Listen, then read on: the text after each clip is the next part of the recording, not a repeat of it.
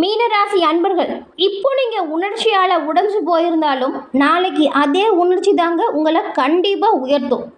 ஏன்னா மீனராசிக்காரங்களோட மனசு ரொம்பவுமே நல்ல மனசு. உங்கள் நல்ல மனசு எங்கேயுமே உங்களை தோற்கடிக்காது, கண்டிப்பாக உங்களை வெற்றியாளனாக்கும். உங்களுக்கான டைம் இப்போ வரப்போகுது, தயாராக இருங்க. ஏன்னா இந்த மதத்தோட சூழல் அது அற்புதமான மாற்றத்தை கொண்டு வந்து தந்திருக்கு. இந்த மாற்றங்கள் நல்லதா கெட்டதா, என்ன செஞ்சால் நன்மையை பெறலாம் அப்படிங்கிற ஒரு முழுமையான தகவலையும் தான் உங்களுக்காக இந்த பதிவில் இப்போ சொல்லியிருக்கோம். இந்த பதிவு நிச்சயமாக நீங்கள் பயன்பெறக்கூடிய வகையில் இருக்கும். ஸோ ஸ்கிப் பண்ணாமல் முழுமையாக பாருங்கள். நீங்கள் இப்போ தான் ஃபர்ஸ்ட் டைம் நம்ம சேனலை பார்க்குறீங்க அப்படின்னா மறக்காமல் சேனலை சப்ஸ்கிரைப் பண்ணி வச்சு பாருங்கள். இந்த மீன ராசி அப்படின்னு பார்க்கும்போது நீங்கள் குரு பகவானை ராசி அதிபதியாக கொண்டவங்க. எல்லா இடத்துலையுமே எல்லோருக்குமே நல்லது செய்யக்கூடியவங்க. பெரும்பாலும் மீன ராசி அப்படின்னு சொன்னால், சுருக்கமாக சொன்னால் நீங்கள் ரொம்பவுமே நல்லவங்களாக இருப்பீங்க. நீங்கள் ரொம்ப நல்லவங்க அப்படின்னு யாராச்சும் சொன்னால் அதை பலவீனமாகவும் நினைக்காதீங்க, அந்த பலமாக எடுத்துக்கோங்க. உங்கள் மனசு உங்களுக்கு ஒரு வரமாக இருக்குங்க. உங்கள் கருணையை ஒரு சக்தி. உங்கள் கனவு எதிர்காலத்தை உருவாக்கக்கூடியதாக இருக்கும். நினைவில் வச்சுக்கோங்க, மீன ராசிக்காரங்க, உங்கள் கண்ணீரை வீணாகாது, அது ஒரு வெற்றியாக மாறும். அதனால் இப்போ இருக்கக்கூடிய கஷ்டத்தை நினச்சி உணர்ச்சி வசப்பட்டு உடஞ்சி போயிடாதீங்க. நாளைக்கு அதே உணர்ச்சி தான் உங்களை உயர்த்தும் அப்படிங்கிறத நினைவில் வச்சுக்கிட்டு விழுந்த இடத்துலேருந்து எழுந்து உங்களோட வேலையை செய்யுங்க. நல்லது கண்டிப்பாக கிடைக்கும். இந்த காலம் உங்களோட கனவுகளை நிஜமாக்கக்கூடிய காலமாக அமைஞ்சிருக்கு. உண்மையானவங்களா எந்த ஒரு விஷயத்திலுமே செயல்படக்கூடிய உங்கள் மனசு எல்லா விதத்திலுமே உங்களுக்கு நல்லதை ஏற்படுத்தும். இந்த மீன ராசிக்காரங்களை பொறுத்த வரைக்கும் உங்களோட வாழ்க்கையில் சிறப்பான உயர்வு, நன்மை இது எல்லாமே கிடைக்கணும் அப்படின்னா நீங்கள் வியாழக்கிழமையில் குரு பகவான் வழிபாடு செய்கிறது அது அற்புதமான மாற்றத்தை ஏற்படுத்தக்கூடியதாக இருக்கும். குரு பகவான் வழிபாடு சிறப்பான நன்மை ஏற்படுத்தும். குரு பகவான் பிடிக்கும் அப்படின்னா ஓம் கம் குருவே போற்றி அப்படிங்கிற மந்திரத்தையும் மறக்காமல் 3 முறை சேனல் கமெண்ட் பாக்ஸில் பதிவு பண்ணுங்கள். உலகத்தில் எல்லோரும் ஒரு வேலையை ஒரு மாதிரி செஞ்சாங்கன்னா அந்த மீனராசிக்காரங்க அது வேறு மாதிரி செய்வீங்க. உங்களுக்கு ஒரு தனித்துவம் இருக்கும். உங்களோட மனசு ஒரு கடல், கருணையும் காதலும் கனவும் நிறைஞ்சதாக இருக்கும். மீன ராசிக்காரங்க எப்பவுமே பாருங்கள், ஒரு விஷயத்தை எடுத்து செஞ்சால் அதை சிறப்பாக செஞ்சு முடிக்கணும் அப்படின்னு கவனமாக செயல்படக்கூடியவங்க. இந்த அதிகமாக உணர்ச்சி வசப்படுறது மட்டும் தவிர்க்க பாருங்கள். அதே போல் நல்லவங்க யார் கெட்டவங்க யார் அப்படின்னு தெரிஞ்சுட்டு பழகுங்க. இது ரெண்டையுமே நீங்கள் செஞ்சாலும் பெரும்பாலும் எல்லா வகையிலுமே நன்மையை பெறலாம். இந்த மீன ராசிக்காரங்க உங்களோட வாழ்க்கையில் தீர்க்கவே முடியாது அப்படின்னு நினச்ச பிரச்சனை கூட எளிய முறையில் தீர்வு பெறலாம். அது எப்படின்னா உங்கள் ஜனனகால ஜாதக அமைப்பால். ஆமாங்க, உங்கள் ஜனனகால ஜாதக அமைப்பால் உங்களோட வாழ்க்கையில் ஏற்பட்டிருக்கக்கூடிய பிரச்சனைகளுக்கான நிரந்தர தீர்வு பெற முடியும்.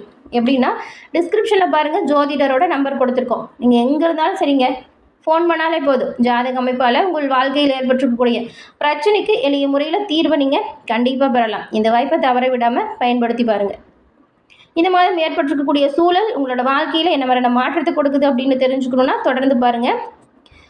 மீன ராசியில் இந்த மாதம் 3ஆம் இடத்துல சூரியன் அமர்றாரு. உங்களோட தைரியம், தன்னம்பிக்கை இது அதிகரித்து காணப்படும். பிரச்சனையே வந்தாலுமே அதை பெருசாக நினைக்க மாட்டீங்க. உங்கள் தைரியத்தாலும் தன்னம்பிக்கையாலும் வரக்கூடிய பிரச்சனையை எளிமையாக கையாண்டு நன்மையை பெற முடியும். உங்களோட எதிரிகளுமே இப்போ உங்களை பார்த்து பயந்து ஓடிடுவாங்க. எதிரிகள் யார் அப்படிங்கிறது இனம் கண்டறிவீங்க. கூட இருந்துக்கிட்டே உங்களுக்கு பகைமையை உருவாக்கியவங்களை கண்டறிஞ்சு அவங்கள உங்களோட வாழ்க்கையிலேருந்து இப்போ வெறுத்து ஒதுக்கக்கூடிய காலகட்டம். பெரும்பாலும் ரகசியத்தை நீங்கள் ரகசியமாக வச்சுக்கோங்க. யார் நல்லவங்க கெட்டவங்க அப்படின்னு தெரிஞ்சுக்கிட்டு பழக பாருங்கள். போட்டிகளில் பங்கு பெறும் பொழுது வெற்றி பெறுவதற்கான வாய்ப்பு அதிகமாக இருக்குது. குறுகிய கால பயணங்களுமே லாபம் நிறைஞ்சதாக அமையும். இந்த எழுத்து ஊடகத்துறையில் இருக்கவங்களுக்கெல்லாம் உங்களுக்கான அங்கீகாரம் கிடைக்கும். நீங்கள் ராகவேந்திரர் வழிபாடு செய்கிறதும் சிறப்பான உயர்வு கொடுக்கக்கூடியதாக இருக்கும். இந்த மீன ராசிக்காரங்களை பொறுத்த வரைக்கும் இந்த மாதம் தைரிய ஸ்தானத்தில் சூரியன் சஞ்சாரம் செய்யக்கூடிய ஒரு நிகழ்வு ஏற்படுது. சூரியனோட சஞ்சாரம் உங்களுக்கு எல்லா வகையிலுமே சிறப்பான ஆற்றலையும் நல்ல ஒரு வலிமையும் அதிகரிக்குது. இது மனதளவில் மிகுந்த ஒரு தைரியத்தை தரக்கூடியதாக அமையும். இந்த மாதத்தில் நீங்கள் மேற்கொள்ளக்கூடிய பயணங்கள் நல்ல ஒரு வெற்றி வாய்ப்பை உருவாக்கி தருது. ஆன்மீக பயணங்கள் செய்வதற்கு திட்டமிடுவீங்க. ஒரு சிலர் குடும்பத்தோடு குலதெய்வ கோவில் சென்று வழிபடுவதற்கான வாய்ப்பு வரும். இந்த மாதிரி ஆன்மீக வழிபாடு செய்கிறதுக்கு, குலதெய்வ வழிபாடு செய்கிறதுக்குலாம் வாய்ப்பு கிடைக்குதுன்னு வச்சுக்கோங்களேன். அதை சரியாக பயன்படுத்திக்கோங்க. கண்டிப்பாக வரக்கூடிய நன்மை 2 மடங்காக உங்களுக்கு உயர்வாக கிடைக்கும். சூரியனோட அமைப்பு நீங்கள் செய்யக்கூடிய தொழில், அதுக்கப்புறம் வணிகம், இது தொடர்பான நல்ல ஒரு முன்னேற்றத்துக்கு தரக்கூடிய வகையில் அமைஞ்சிருக்கு. நல்ல நல்ல வாய்ப்புகள் வந்து சேரும். நண்பர்களோட ஆதரவும் பக்கபலமாக இருக்கும். வேலை செய்கிற இடத்துல நம்பிக்கை அதிகரிக்கும். நீங்கள் இது வரைக்கும் சிறப்பாக செஞ்ச வேலைக்கு அதுக்கான அங்கீகாரம், பாராட்டு இது எல்லாமே பெறக்கூடிய வகையில் தான் அமைஞ்சிருக்கு சூழல். அதனால் நீங்கள் இப்பயும் போலயே உங்களோட வேலையை கவனமாக செய்யுங்க. பலனை எதிர்பார்க்காதீங்க, தானாக வந்து சேரும். மீன ராசிக்காரங்களை பொறுத்த வரைக்கும் இந்த மாதம் ஏற்பட்டிருக்கக்கூடிய கிரக நிலை சூழல், மாத தொடக்கத்திலேயே உங்கள் ராசிநாதன் குரு 4ஆம் இடத்துல அர்த்தாஷ்டம குருவாக வேற சஞ்சாரம் செய்கிறாரு. இதனால் கொஞ்சம் மாத தொடக்கத்தில் மட்டும் இந்த ஆரோக்கிய தொல்லை வரலாம். இதனால் கொஞ்சம் மருத்துவ செலவு விரயமாக இருக்கும். நீங்கள் உடல் ஆரோக்கியத்தை சரியாக கடைபிடிக்கணும். உணவு பழக்க வழக்கத்தை முறையாக கடைபிடிக்கணும். சின்ன சின்னதாக உடல் உபாதை வரும், பெருசாக பிரச்சனை எதுவும் இல்லை, பயப்பட தேவையில்லை. ஆனாலும் சின்ன சின்னதாக வரக்கூடிய உடல் உபாதையால் மருத்துவ செலவு கொஞ்சம் வரும். 26ஆம் தேதி குரு பகவான் கடகராசிக்கு வராரு. அவரோட பார்வை உங்கள் ராசியின் மீது பதியுது. இந்த மாதத்தோட முதல்ல சின்ன சின்னதாக பிரச்சனை வந்தாலுமே பிற்பகுதி நல்ல ஒரு மகிழ்ச்சி தரக்கூடிய சூழலை உண்டாக்கும். அதனால் பயப்படாமல் கவலைப்படாமல் உங்களுக்கான வேலையை சிறப்பாக செய்யுங்க. மன நிம்மதி கிடைக்கும். எதை எந்த நேரத்தில் செய்யணும் அப்படின்னு திட்டமிட்டு செய்யுங்க. பொருளாதாரத்தில் உயர்வு ஏற்படுது. பொருளாதாரம் உங்களுக்கு சரியான நேரத்தில் கையும் கொடுக்கும். புதிய வாய்ப்புகள் வரும். வர வாய்ப்புகளை சரியாக நீங்கள் பயன்படுத்திக்கணும்.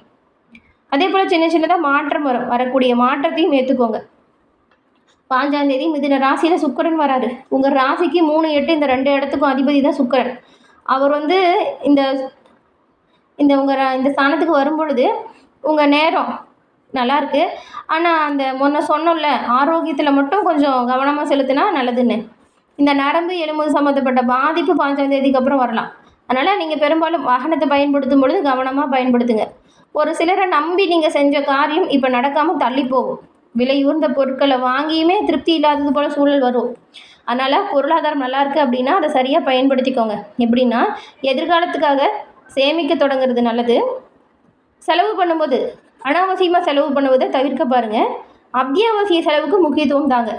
ஆடம்பரமாக செஞ்சுட்டு அது தேவையில்லை அப்படின்னு வருத்தப்படுறதுக்கு அதை செய்யாமலே இருக்கலாம் இல்லையா? வியாபாரத்தை பொறுத்த வரைக்கும் மற்றவங்களை நம்பி ஒப்படைச்ச பொறுப்பு இப்போ நடக்காமல் போகும். அதனால் நீங்களாக முன்னின்று எந்த ஒரு காரியத்தையும் செய்ய பாருங்கள். கூட பிறந்தவங்களோட ஒத்துழைப்பு உங்களுக்கு பக்கபலமாக இருக்கும். பணம் பற்றாக்குறைவின் காரணமாக மற்றவங்ககிட்ட கடன் வாங்குறதுக்கான சூழல் கூட வரும். பெரிய அளவில் வாங்குறதா இருந்தால் அதை தவிர்க்கப்படுங்க. சின்ன சின்னதாக இருந்தால் ஒன்றும் பிரச்சனை இல்லை. ஏன்னா பொருளாதாரம் நல்லா இருக்குது. வரவு செலவில் இதெல்லாம் நடக்கிறது தான். வாங்கினாலுமே அதை கட்டக்கூடிய சூழல் இருக்குது. பெரிய அளவில் வாங்குறீங்க அப்படின்னா அதை வந்து இந்த மாதம் தவிர்க்கிறது ரொம்ப ரொம்ப நல்லது. பெரிய அளவில் கடன் வாங்குறதையோ பெரிய அளவில் கடன் கொடுக்குறதையோ தவிர்க்க பாருங்கள். பண ரீதியாக ரொம்பவுமே கவனமாக நீங்கள் செயல்படணும். அதுக்கப்புறம் 26ஆம் தேதி மிதுன ராசிக்கு புதன் வராரு. உங்கள் ராசிக்கு 4, 7 இந்த 2 இடத்துக்கும் அதிபதி தான் இந்த புதன். அவர் வந்து அவரோட இந்த சஞ்சரிக்கக்கூடிய காலம் இந்த நேரம் ஓரளவுக்கு நன்மையும் வரும். என்ன மாதிரினா, இடம் வாங்குறது, வீடு வாங்குறது, இல்லைன்னா வேறு வீட்டுக்கு மாறி குடி போகிறது, இந்த மாதிரியான மாற்றங்கள் ஏற்படும். உங்களோட முயற்சி கைகூடும். இடம் வாங்கணும், வீடு வாங்கணும் அப்படின்னு நினச்ச முயற்சி கைகூடும். இல்லைன்னா ஒரு சிலர்லாம் பாருங்கள், ஏற்கனவே வீடு கட்டி அதில் குடியிருப்பீங்க. அது இப்போ பழுது பார்க்கக்கூடிய வாய்ப்பு உண்டாகும். ஏதாவது வேலை பெண்டிங்கில் இருக்குன்னா அதை எடுத்து செய்யலாம். தொழிலை விரிவு செய்ய நீங்கள் எடுக்கக்கூடிய முயற்சியில் சின்ன சின்னதாக தடை ஏற்பட்டு நடக்கும். தடைகள் வராமல் இருக்கணும் அப்படின்னா கவனமாக முன்னெச்சரிக்கையாக உங்களுக்கான பணிகளை செய்யணும். தற்காலிக பணியில் இருக்கிறவங்க நிரந்தர பணியில் அமர்வதற்கான வாய்ப்பும் வரலாம். 26ஆம் தேதியே வந்து கடக ராசிக்கு சுக்கிரன் வந்தார். உங்கள் ராசிக்கு 3 இந்த இடத்துக்கு அதிபதி சுக்கிரன் 3ஆம் இடத்துக்கு, அஷ்டமாதிபதி 5ஆம் இடத்துல சஞ்சாரம் செய்கிறாரு. பிள்ளைங்களால் சின்ன சின்னதாக தொல்லை பிரச்சனை வரலாங்க. அவங்களோட செயல்களை நீங்கள் ஒரு கண் பார்வை எப்போவுமே வச்சுருக்கணும். பூர்வீக சொத்துலேயோ பூர்வீக இடத்துலையோ ஏதாவது சின்ன சின்னதாக வந்து நீங்கள் விற்பதற்கான சூழல் வரும். வேலைப்பளு கொஞ்சம் அதிகமாக தான் இருக்கும். அதை நினச்சி நீங்கள் கவலைப்படக்கூடாது. சிறப்பாக செஞ்சால் நல்லது நடக்கும். உத்தியோகத்தில் பொறுத்த வரைக்கும் மேல் அதிகாரிகளின் கெடுபிடி உங்களுக்கு இப்போ விடுபடக்கூடிய வாய்ப்பு. அந்த கெடுபிடியிலிருந்து விலகி உங்களுக்கான பணியை சிறப்பாக செஞ்சு முடித்து நன்மையை பெறுவீங்க. குடும்ப உறுப்பினர்கள் உங்கள் குணமறிஞ்சு நடந்துப்பாங்க. இது ஒரு சந்தோஷத்தை உருவாக்கும். வழிபாடு வளர்ச்சியை தரும். குலதெய்வ வழிபாடு குலத்தையே காக்கும். இந்த மாதம் கண்டிப்பாக முடிஞ்ச அளவுக்கு நீங்கள் குடும்பத்தோட குலதெய்வ வழிபாடு செய்ய முயற்சி செய்யுங்க. இல்லைன்னா நீங்கள் மட்டுமே போய் வழிபாடு செய்கிறதா இருந்தாலும் நல்லது தான். தினம்தோறும் உங்கள் வீட்டு பூஜை அறையில் தீபம் ஏற்றி உங்கள் குல தெய்வத்தை மனசார நினச்சிட்டு பிரார்த்தனை பண்ணி தீபம் ஏற்றி வழிபட்டு அன்றைய தினத்தை தொடங்கி பாருங்கள். நன்மை, நல்ல ஒரு உயர்வு எல்லாமே வரும். பொது வாழ்க்கையில் உள்ளவங்களுக்கு நெருங்கிய பிரமுகரின் நட்பு நன்மையை ஏற்படுத்துது. வியாபாரம் தொழிலில் செய்யக்கூடியவங்களுக்கு இப்போ கடனை அடைப்பதற்கான சூழல் வரும். உத்தியோகத்தில் உள்ளவங்களுக்கு வேலை போல் இருந்தாலும் நன்மை கிடைக்கும். கலைஞர்களுக்கு புதிய ஒப்பந்தம் கிடைக்க நிறைய வாய்ப்பு இருக்குது. மாணவ மாணவிகளுக்கு மதிப்பெண் உயரும். பெண்களை பொறுத்த வரைக்கும் இடம், பூமி இந்த சேர்க்கை அதிகரிக்குது. எல்லா வகையிலுமே நன்மையும் நல்ல ஒரு உயர்வும் கிடைச்சி சிறப்பான உயர்வு பெற உங்களுக்கு வாழ்த்துக்களை தெரிவிச்சுக்கிறோம்.